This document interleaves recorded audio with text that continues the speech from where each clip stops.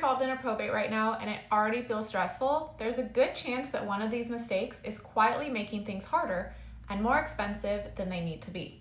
I'm Chelsea Runnings, a realtor specializing in probate, trust, and inherited home sales in Sonoma County. I work closely with attorneys, fiduciaries, and families across Northern California, and today I want to talk you through the most common probate mistakes I see, specifically around real estate sales and why they cause major problems down the line. I want to start by saying this isn't about blame. Most of these issues happen because people simply don't know what they don't know. One of the biggest issues I see is waiting too long to initiate the probate process or move the process forward, especially when there's real estate involved. Often families are still grieving, unsure of next steps, or waiting for clarity. Completely understandable. But while everything feels paused, the financial clock is still running.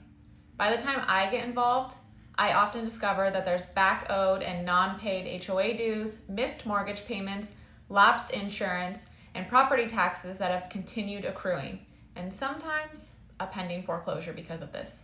In many cases, the administrator of the estate just didn't have access to funds, or no one realized payments still needed to be made.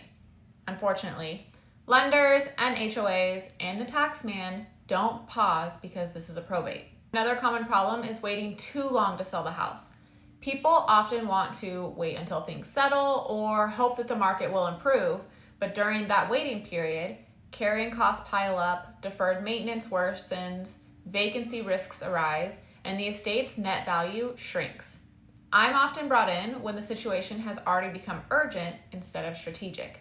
Selling sooner doesn't mean rushing, it means protecting the estate and the beneficiaries. This next one causes major delays. In probate, beneficiaries must be properly notified of the sale.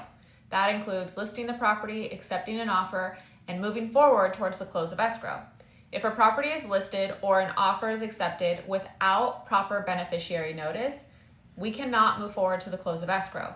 I have seen too many transactions come to a full stop because this step wasn't done correctly, forcing everyone to go back, re-notify, and restart timelines. That costs time, legal fees, and momentum. A very common misconception is I inherited the house, so I don't have to disclose anything. And that's not true.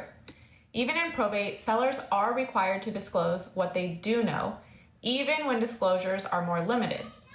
Failing to disclose known issues, whether it's water damage, foundation concerns, or past repairs, can create liability for the estate long after the sale closes. Disclosures aren't about perfection, they're about honesty and protection. Now this last one goes both ways.